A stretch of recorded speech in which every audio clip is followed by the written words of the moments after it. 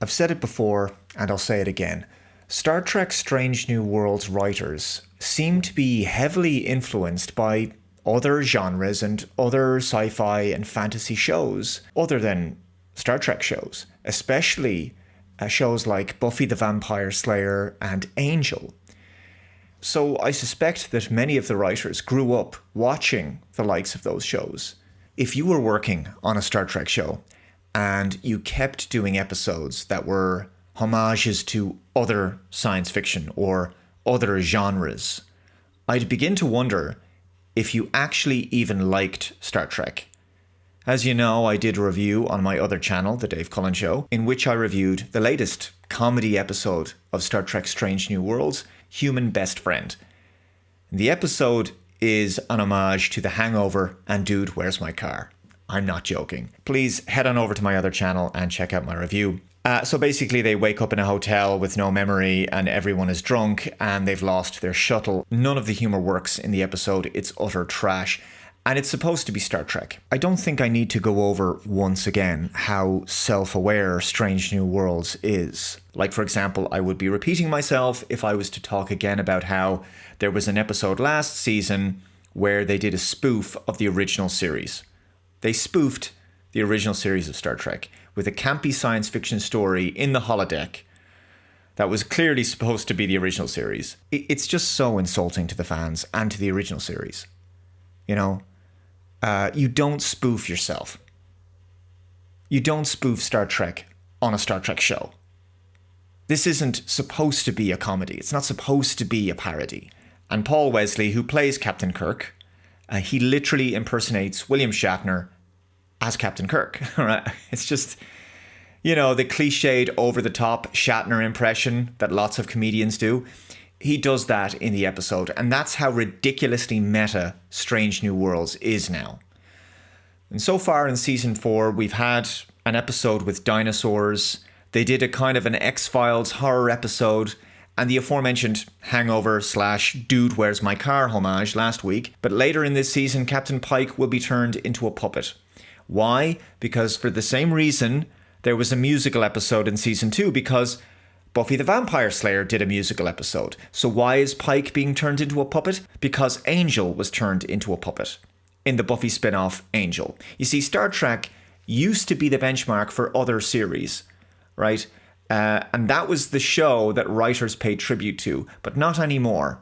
It seems that Star Trek has lost its status in pop culture. And what kills me is that Buffy the Vampire Slayer and Angel are two shows that overlapped with Star Trek series Deep Space Nine, Voyager, and Enterprise, and yet the writers on Strange New Worlds don't seem to draw inspiration from those other Star Trek shows that were on at the same time. They draw inspiration mostly from other series and movies, and more frequently, it seems, from Joss Whedon-created series. This brings us to yet another Gimmick episode coming for Season 4. It's the next episode of the show. Yes, another Gimmick episode, because apparently 1 or 2 out of just a 10-episode season isn't enough. The 4th episode of Strange New Worlds Season 4 is called A Case of Chiaroscuro, and it's a film noir episode. Yay, gotta do one of those. You see, they have to try to do every genre imaginable. The episode will take place mostly in black and white. Una is mistaken for a resistance leader, and it involves Klingon occupation, something like that. But it's told through this noir type lens. And before anyone gives me grief in the comments about how Star Trek shows had comedy episodes or light-hearted ones, yes, but it's the frequency that matters, because Strange New Worlds seasons are very short by comparison to the old shows. And the odd light-hearted departure or format breaker was often welcome, but the seasons were mostly serious sci-fi adventures, because Star Trek was mostly serious. But Strange New Worlds seems focused on doing a little bit of everything, and in so doing, it loses any sense of its own identity. It's trying to be everything, and then you have to ask the question, what is the show? It's nothing. There's no substance there anymore. It just seems to be gimmicks. Now, TrekMovie.com has a preview article about this upcoming episode, and you can see how the show looks from some of these images. It's like a 1950s noir detective or gangster type movie. it's in that kind of vein. I'll leave the article linked below for you to check out for yourself. Now, some people can reference things like, well, Dave, what about Captain Proton or the Bride of Chaotica on Star Trek Voyager? Sure, yes. It was also black and white there as well. Proton and Chaotica appeared in something like 4 episodes of Voyager, 3 in Season 5, and quite briefly in Season 7 just once. So those appearances were quite spread out over the course of that show's life. But here's Strange New Worlds doing what are basically 2 format-breaking episodes back-to-back. Last week's hangover comedy episode, and now this black and white retro noir story. Now, I doubt this is another comedy, but nevertheless, it is another format breaker. When I think back at some unconventional episodes of Star Trek, something like Deep Space Nine's Far Beyond the Stars comes to mind. An episode that takes place in the 1950s, and Sisko is now a science fiction writer named Benny Russell. All the characters are different people. The actors who played the aliens on the show are now playing humans. They work for a sci-fi magazine, and it's great to see them all play radically different roles. And I'm sure it was a welcome break for the actors. They got to play different characters. But you can't break the formula of a show like this on a regular basis, or the formula itself becomes meaningless. These kinds of what I would describe as format-breaking episodes have to be done sparingly, or the series becomes perceived as gimmicky and constantly trying to one-up itself with ever more bizarre, wacky episodes to entice people to watch. A show should never have to lower itself to such desperate measures to attract eyeballs.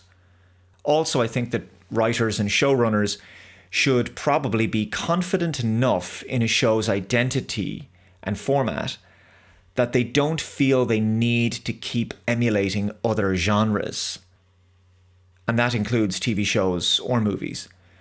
With Strange New Worlds, it feels as though there's a lack of confidence in the show, in the premise. Perhaps even a lack of confidence in the formula of Star Trek, the storytelling conventions of Star Trek itself.